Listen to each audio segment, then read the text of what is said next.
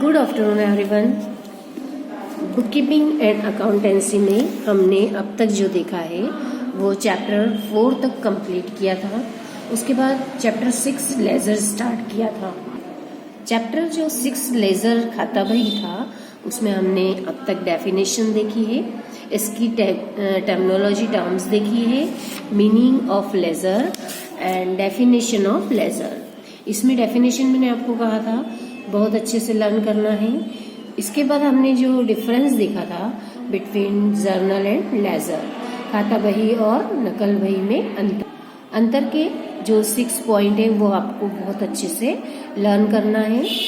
इसके बाद हमने इसकी यूटिलिटी और इम्पोर्टेंस और एडवांटेजेस ऑफ लेजर, इसके सारे पॉइंट्स हमने डिटेल में देखे थे।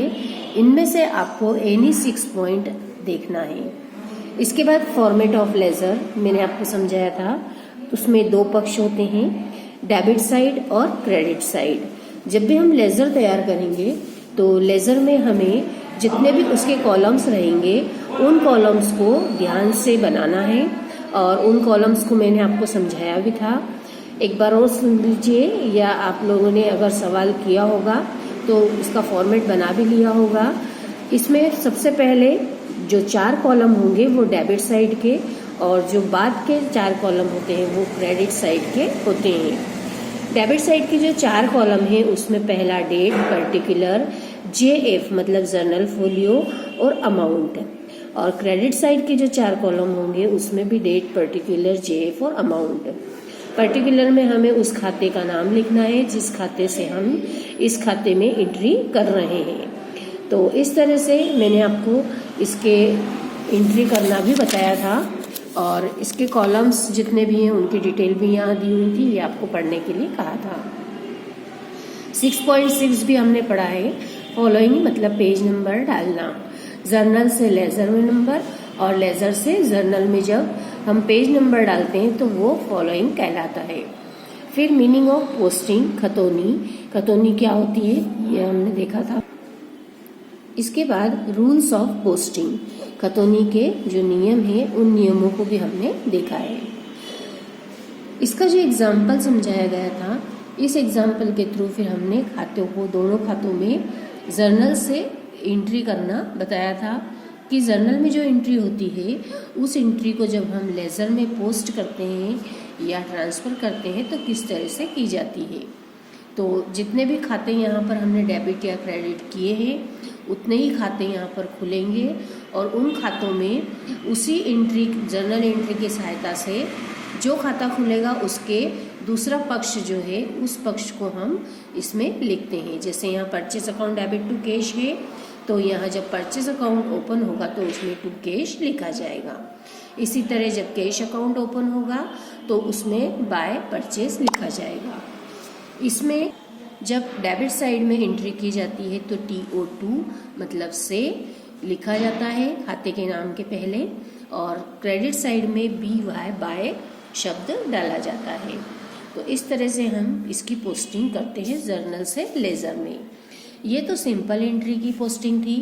अब कंपाउंड एंट्री की पोस्टिंग भी मैंने बताई है आपको कि किस तरह से जब कंपाउंड एंट्री हम करते हैं तो उसकी पोस्टिंग करने के लिए जितने भी खाते हम ओपन कर रहे हैं उन खातों में भी उसकी पोस्टिंग करते हैं। तो इस तरह से जब इसमें 2 तरह से एंट्री हो सकती है, एक तो वो जो एक से अधिक खाते डेबिट होना और एक ही खाता क्रेडिट होना, और उसका दूसरा एक ही खाता डेबिट होना और एक से अधिक खाते क्रेडिट होना। तो ये दोनों ही एग्जाम्पल तक हम अपना कर चुके हैं। अब हम इसके आगे आज देखेंगे। इसमें पॉइंट है सीरियलिटी ऑफ अकाउंट्स, मीन्स खाता बही में जब हम खाते खोलेंगे तो उनका क्रम क्या हो, क्या सीरियल हो या किस क्रम में हम हमारे खातों को ओपन करें। There is no hard and fast rule about the seriality of accounts kept in the ledger, but it should always be borne in mind that account is similar nature are opened at one place. In the first phase, capital account and account of real assets should be opened and thereafter personal accounts should be opened. Lastly, nominal account should be opened. The common practice is that the important accounts should be followed by the other accounts. इसका अर्थ यह हुआ कि खाता बही में सबसे पहले हम कौन से खाते खोलें या और बाद में कौन सा खाता खोलें, अर्थात हम खातों का क्रम क्या रखें, इस प्रकार निर्धारित किया जाए। इस संबंध में कोई निश्चित नियम नहीं है। इतना अवश्य ध्यान में रखना चाहिए कि एक ही प्रकृति के सारे खाते खाता बही में एक ही स्थान पर होना चाहिए। सबसे पहले पूंजी खाता तथा वास्तविक संपत्तियों के खाते खोले जाने चाहिए और उनके बाद पर्सनल अकाउंट ओपन होना चाहिए। अंत में लास्ट में जो इम्पर्सनल अकाउंट होते हैं, जो कि नॉमिनल अकाउंट होंगे, उन्हें ओपन करना चाहिए। तो महत्वपूर्ण खातों को सबसे पहले खोल देना चाहिए और अन्य खातों को बाद में खोलना चाहिए। वैसे भी जब हम जर्नल में एंट्रीज करते हैं तो उन एंट्रियों में सबसे पहले हमारा जो अकाउंट ओपन होता है वो होता है कैश अकाउंट, क्योंकि जनरली जब हम पहले एंट्री करते हैं तो बिजनेस स्टार्ट करते हैं, उसमें कैश लेकर आते हैं। तो cash account debit to capital, यह फर्स्ट एंट्री हमारी जर्नल एंट्री हमेशा बनती है या मैक्सिमम टाइम यही एंट्री बनती है। तो उसमें सबसे पहला अकाउंट जो ओपन होने वाला होता है वो होता है कैश अकाउंट। तो इसलिए वास्तविक खातों को भी हम सबसे पहले ओपन करेंगे। इसी क्रम में जो अगला है वो है कि हम खातों के बैलेंसिंग किस तरह करें और हमारे खातों को अकाउंट्स को क्लोज किस तरह से करें। After completing the posting of journal entry in the ledger, the proprietor wants to know the overall position of different accounts.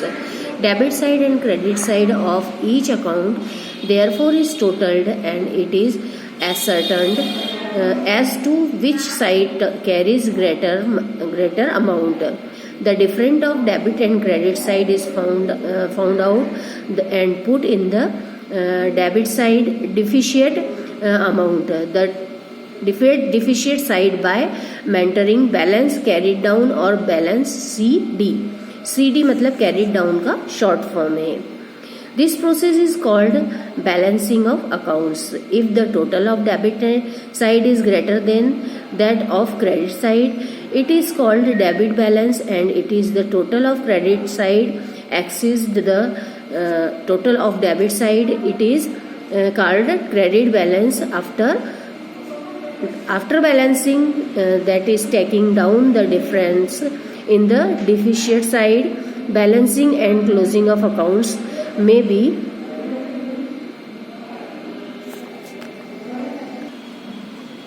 made at the end of each month or year as per routine or tradition of a particular business. The closing balance of previous month or year become opening balance for the next month or year. Accordingly, balance carried down or balance CD become balance brought down or balance BD.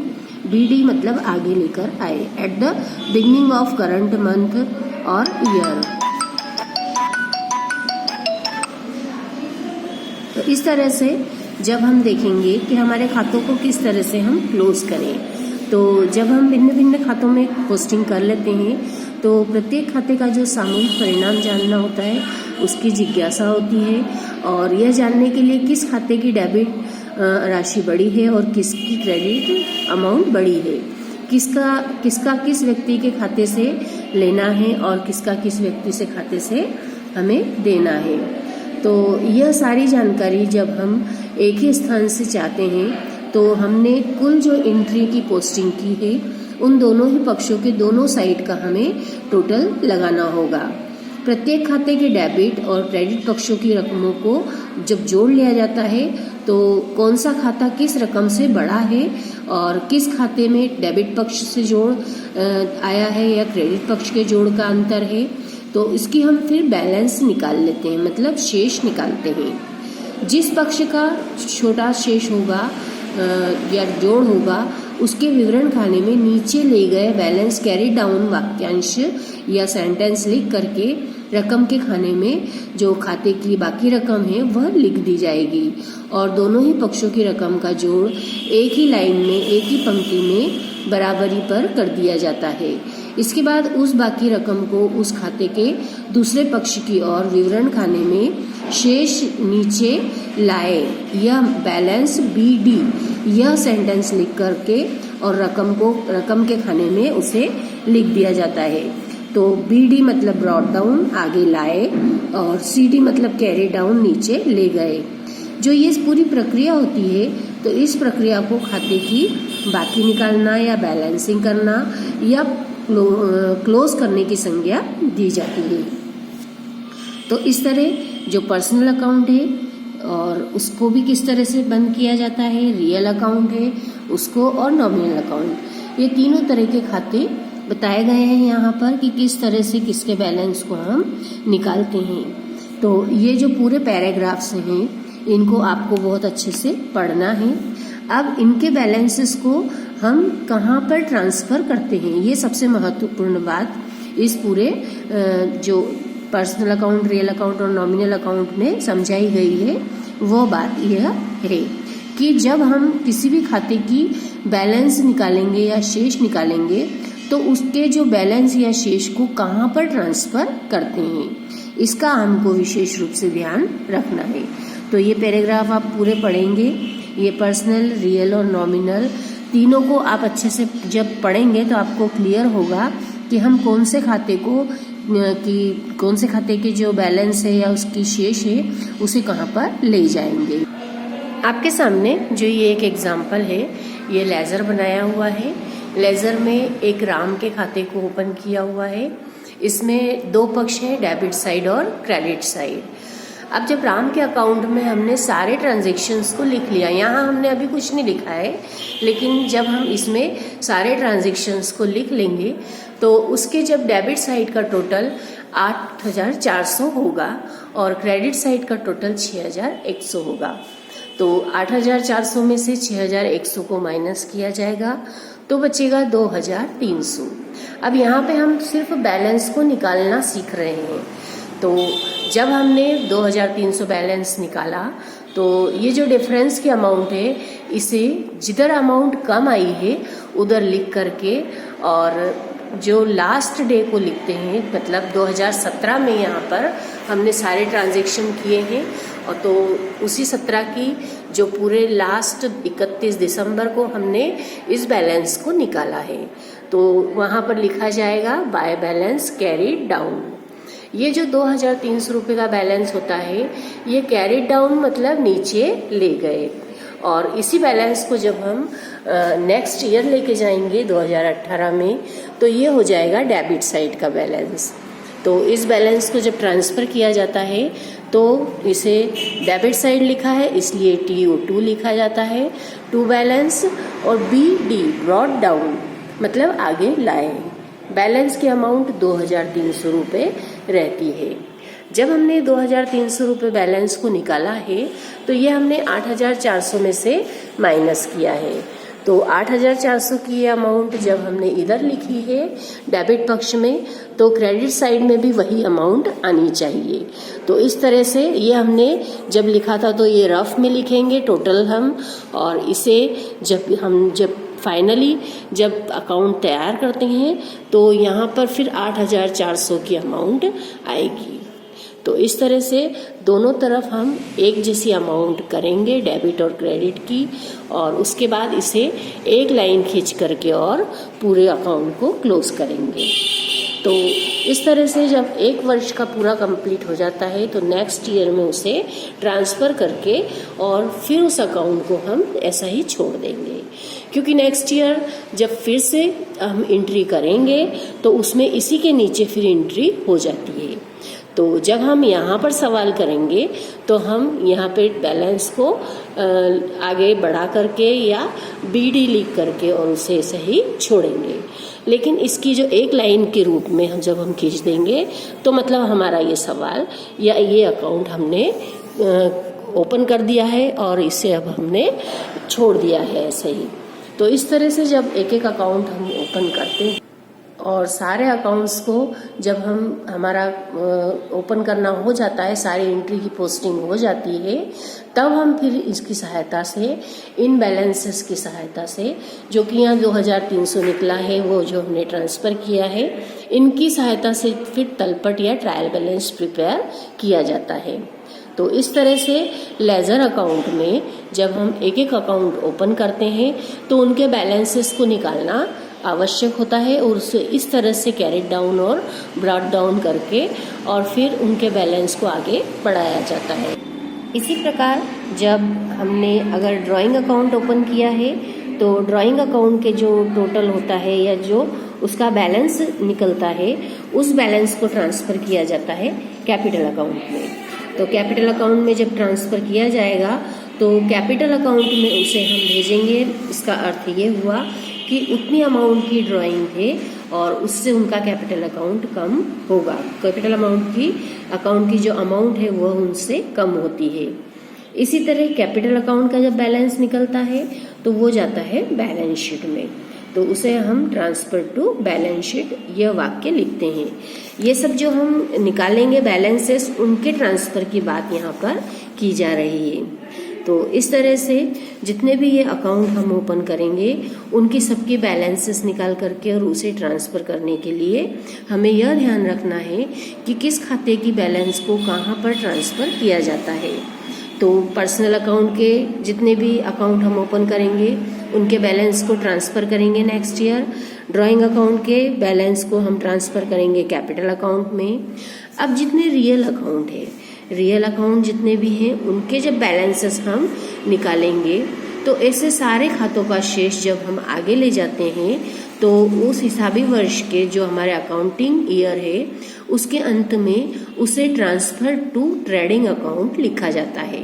मतलब जितने भी हमारे ऐसे खाते हैं जो कि हमें डायरेक्ट जो गुड्स है उसके प्रोडक्शन, सेल, परचेज इससे संबंधित होते हैं, तो ऐसे सारे खाते की जो शेष होती है या बैलेंस होगा वो ट्रांसफ़र होता है ट्रेडिंग अकाउंट में।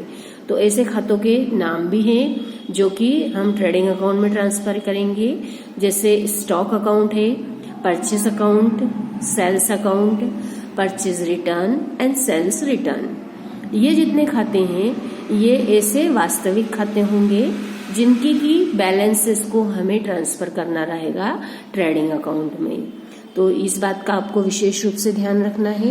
ये थ्योरी में आपको समझाया हुआ है, इसे आप अच्छे से पढ़ेंगे तो आपको और क्लियर हो जाएगा। इसी तरह जितने भी नॉमिनल अकाउंट्स होंगे, जितने भी हमारे नाम मात्र के खाते हैं, उनके बैलेंसेस को जब हम निकालेंगे और उन्हें ट्रांसफ़र किया जाएगा तो उन्हें ट्रांसफ़र किया जाएगा P&L मतलब प्रॉफिट एंड लॉस अकाउंट में। इसका अर्थ ये हुआ कि जब हमने किसी भी ऐसे नाम मात्र के खाते के बैलेंस को निकाला है तो वो डायरेक्ट या तो हमें प्रॉफिट दे रहा है या वो हमारा लॉस कर रहा है। तो ऐसे जो अकाउंट होते हैं नॉमिनल अकाउंट, उनके बैलेंसेस को ट्रांसफ़र कर दिया जाता है प्रॉफिट एंड लॉस अकाउंट में। इसे कैरिड फॉरवर्ड या डेबिट वो BF या BD और CD नहीं लिखा जाता, इसमें सिर्फ लिखा जाता है transfer to trading and transfer to P&L account. तो इस तरह से ये वास्तविक खाते और नाम मात्र के खातों के संबंध में आपको ये चीज़ें याद रखनी है। इस प्रकार हम जितने भी हमारी जर्नल एंट्रीज हैं और उनसे जब लेजर तैयार करेंगे तो हमें इन खातों के बैलेंसेस को किस तरह से ट्रांसफ़र करना है और किस तरह से निकालना है ये आपको समझ में आ गया होगा। और इसी तरह से हम आगे अब सवाल भी करेंगे। तो इन सवालों में सबसे पहला जो एग्जाम्पल दिया हुआ है इसमें, ये एग्जाम्पल नंबर 3 आपकी बुक में मिलेगा। Record the following transaction in the journal and laser of Messrs Rahul brothers. Rahul brothers की बुक में, राहुल ब्रदर्स की पुस्तकों में जर्नल की एंट्रीज करनी है। अब जर्नल की एंट्री करनी है और इसके जस्ट बाद इन्हीं जर्नल का एक एक अकाउंट ओपन करके और लेजर समझाया हुआ है। तो इसे हम देखेंगे। इस लेजर में जितने भी अकाउंट हमने जर्नल की एंट्रियों में किए हैं वो सारे ओपन किए गए हैं। इस एग्जाम्पल को अच्छे से समझेंगे आप लोग। मई 2017, 1 मई को बिजनेस स्टार्ट किया। यहाँ से आप इस एग्जाम्पल को बहुत अच्छे से समझेंगे ताकि आगे आने वाले सवालों को आप अच्छे से मन से कर सकें। तो इस एग्जाम्पल को देखें। 1 मई 2017 को बिजनेस शुरू किया है। तो बिजनेस शुरू किया है 25,000 रुपये की कैश लाकर। तो बिजनेस स्टार्ट करने की जो सबसे पहली एंट्री बनती है वो बनती है cash account debit to capital. ये एंट्री बहुत सिंपल है। आपने इतनी सारी सवाल अगर जर्नल के किए होंगे तो आपको ये एंट्री पूरी याद होगी। डेट के कॉलम में किस तरह से डेट डाली जाती है? सबसे पहले ईयर, फिर मंथ और फिर डेट। इसके बाद पर्टिकुलर वाले कॉलम में जो 2 खाते प्रभावित हो रहे हैं उन दोनों खातों को हमें लिखना है। इसके जो LF दिया है उसे हमें ध्यान नहीं देना है, क्योंकि LF के मतलब लेजर फोलियो जिस पेज पर खोला गया है वो पेज यहाँ पर वो दिखाया गया है। डेबिट अमाउंट और क्रेडिट अमाउंट 2 अमाउंट के कॉलम हैं। दोनों में हमें अपनी अमाउंट को जो भी उससे संबंधित है वो लिखनी रहेगी। तो पहली entry cash account debit to capital account. इसकी नरेशन देखेंगे। Commenced business with cash. Business शुरू किया और कैश लेकर आए। Amount 25,000 and 25,000 credit. तो इस तरह से ये फर्स्ट ट्रांजेक्शन की हमारी जर्नल एंट्री हो गई। नेक्स्ट एंट्री मई 3 की देखेंगे। Bought goods for cash. नगद माल खरीदा है। अमाउंट है 2,500 रुपये। तो मई 3 की एंट्री हम देखेंगे purchase account debit to cash और अमाउंट के कॉलम में आ जाएगी 2500 मतलब 2,500 रुपये डेबिट एंड 2,500 रुपये क्रेडिट। नेक्स्ट एंट्री होगी मई 5 की। इसका ट्रांजेक्शन देखते हैं हम। Cash deposited into bank 8,000। हमने 8,000 रुपये बैंक में कैश जमा किया। जब हमने बैंक में कैश दिया है तो हमारे यहाँ से कैश जाएगा और हमारे बैंक अकाउंट में उसे हम भेजते हैं। तो बैंक अकाउंट को डेबिट करेंगे। मई 5 की एंट्री टू कैश। कैश हमारे यहाँ से गई है। इसकी नरेशन देखेंगे। Cash deposited into bank. जो 8,000 की अमाउंट है डेबिट और 8,000 रुपये की अमाउंट क्रेडिट में लिखी जाएगी। नेक्स्ट ट्रांजेक्शन हम देखेंगे मई 6 का। 6 मई को withdraw from the bank for office expenses. Office के खर्च के लिए बैंक से हमने विड्रॉ किए। अमाउंट है 1500 1500 रुपये। तो आप सोचिए कि इसकी एंट्री क्या होगी। जब हमने बैंक से पैसा निकाला है, ऑफिस एक्सपेंसेस के लिए निकाला है, तो हमारे पास कैश आ गई है और बैंक की अमाउंट, हमारा जो बैंक का बैलेंस था वो बैंक का बैलेंस इस अमाउंट से 1500 से हमारा बैलेंस कम हो जाएगा। तो इस तरह से हमारे पास कैश आई है तो कैश अकाउंट डेबिट किया जाएगा और बैंक से हमें वो अमाउंट मिली है, इसलिए बैंक अपनी हमारे अकाउंट में से वो अमाउंट कम करेगा। इसलिए बैंक अकाउंट गिवर है, देने वाला है, इसलिए क्रेडिट करेंगे 1500 रुपये डेबिट और 1500 रुपये क्रेडिट में लिखेंगे। नरेशन के रूप में लिखेंगे withdraw from bank for office expenses. हमने ऑफिस के खर्च के लिए 1500 रुपये निकाले थे। नेक्स्ट ट्रांजेक्शन हम देखेंगे 7 मई का। सोल्ड गुड्स टू हरी। हरी को हमने माल बेचा। अब नाम दिया हुआ है यहाँ पर और हमें नगद शब्द कहीं भी नहीं है, तो इसलिए हमें जो एंट्री करनी होगी वह क्रेडिट ट्रांजैक्शन किया है, माल उधार बेचा है, यह मान करके एंट्री करेंगे।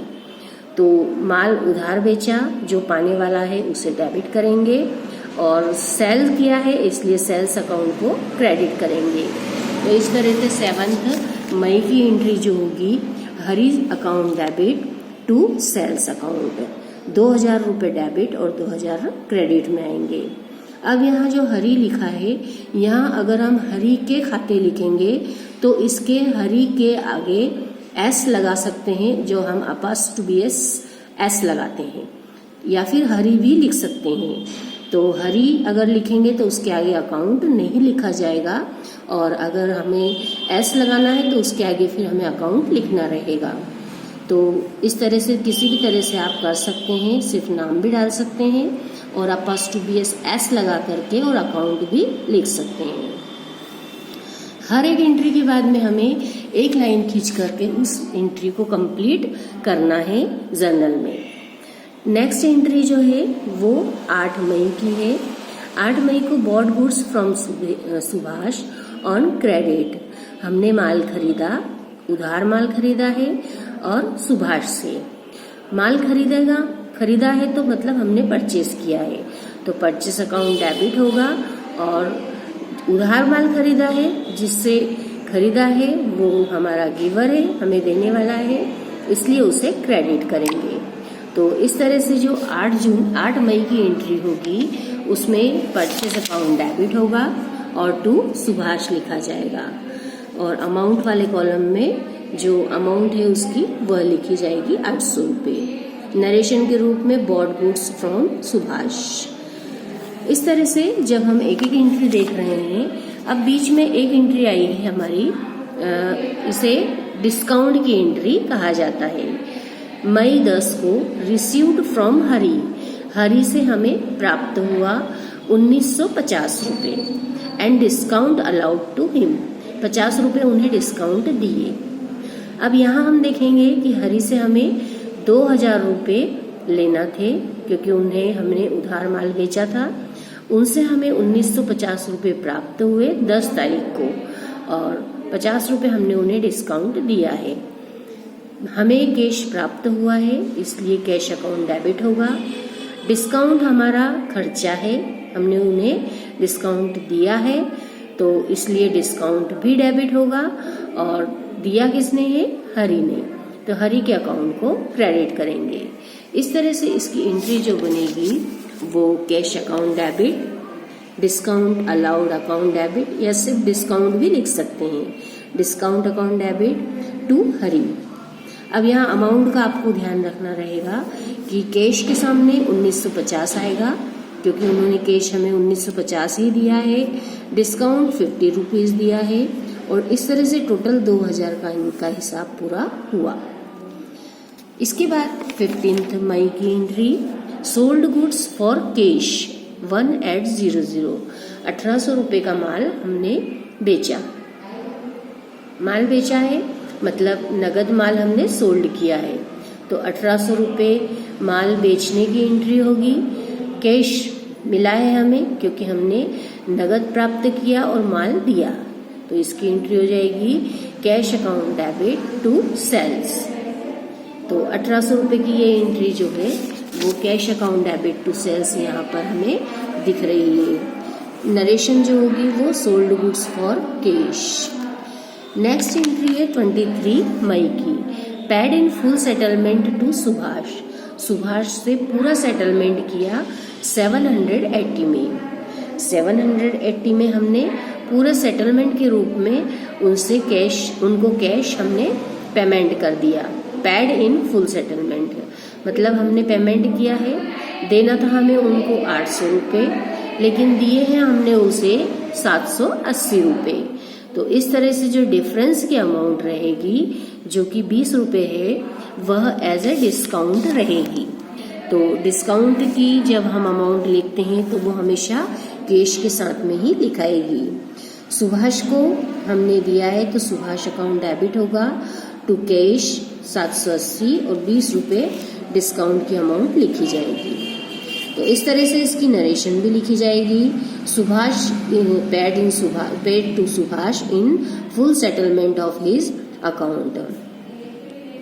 तो यहाँ तक की एंट्री आपको सबको क्लियर हुई। नेक्स्ट 2 एंट्रियां हैं जो बहुत ही सिंपल है, paid rent and paid salary.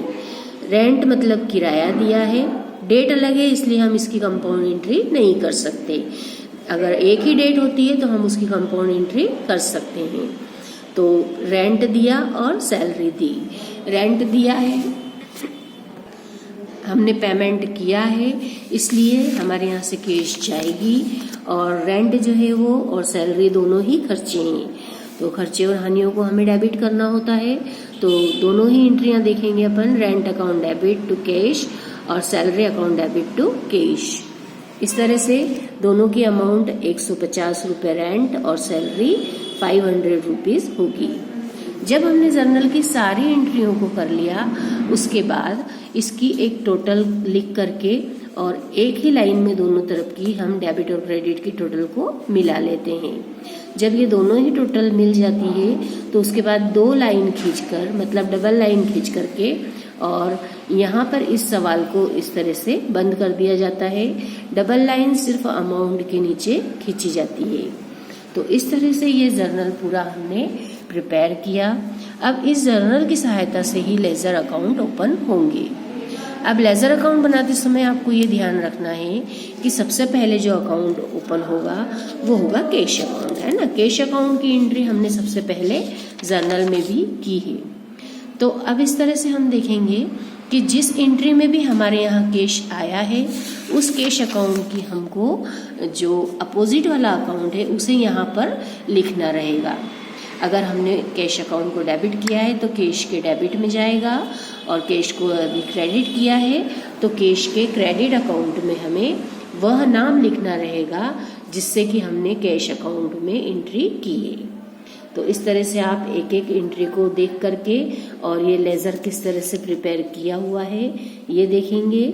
एक बार जब पूरा कैश अकाउंट में सारी एंट्रीज का हमने जब पोस्टिंग कर दी या खतौनी कर दी है, उसको ट्रांसफ़र कर दिया, तो उसके बाद फिर इसके बैलेंस को निकालना। ये आप देख लीजिए कि जब हमने डेबिट साइड और क्रेडिट साइड दोनों तरफ के टोटल को लगाया तो जिधर का टोटल कम आया, टोटल आप रफ में लगाएंगे। अगर क्लियरली दिख रहा है कि एक तरफ की अमाउंट ज़्यादा है और दूसरे की कम है तो ज़्यादा वाली अमाउंट आप लिख सकते हैं और कम वाली अमाउंट का आप टोटल रफ में लगाएंगे। फिर ज़्यादा में से कम वाली अमाउंट को माइनस करना है। माइनस करने के बाद जितनी अमाउंट बची है उसे हम कम जिधर अमाउंट आ रही है उधर लिख करके और उसे बाय बैलेंस लिखेंगे। अगर क्रेडिट साइड में है तो, अगर डेबिट में आएगा तो 2 लिखेंगे, 2 बैलेंस। तो यहाँ पे क्रेडिट साइड का 18,320 रुपये कम आया, जो 30,250 रुपये आनी चाहिए थी डेबिट साइड की जितनी थी। तो इतनी अमाउंट हम यहाँ पर लिख करके और उस बैलेंस को CD को यहाँ पर BD लिखेंगे। तो ये जो मई 31 की एंट्री थी उसको हमने जो बैलेंस निकाला उसके बाद उसे ट्रांसफ़र करेंगे तो 2000 यहाँ पर 18 आएगा, यहाँ 17 नहीं आएगा, 2018 और नहीं, अच्छा ये एक ही महीना है, महीना चेंज हुआ है। अगर ईयर चेंज होता तो हम ईयर को भी चेंज करते। यहाँ पे सारी मई की एंट्रियाँ थी इसलिए 31 मई के बाद में 1 जून, मई के बाद में जून, 1 जून 2017 सन यही आएगा और 2 बैलेंस BD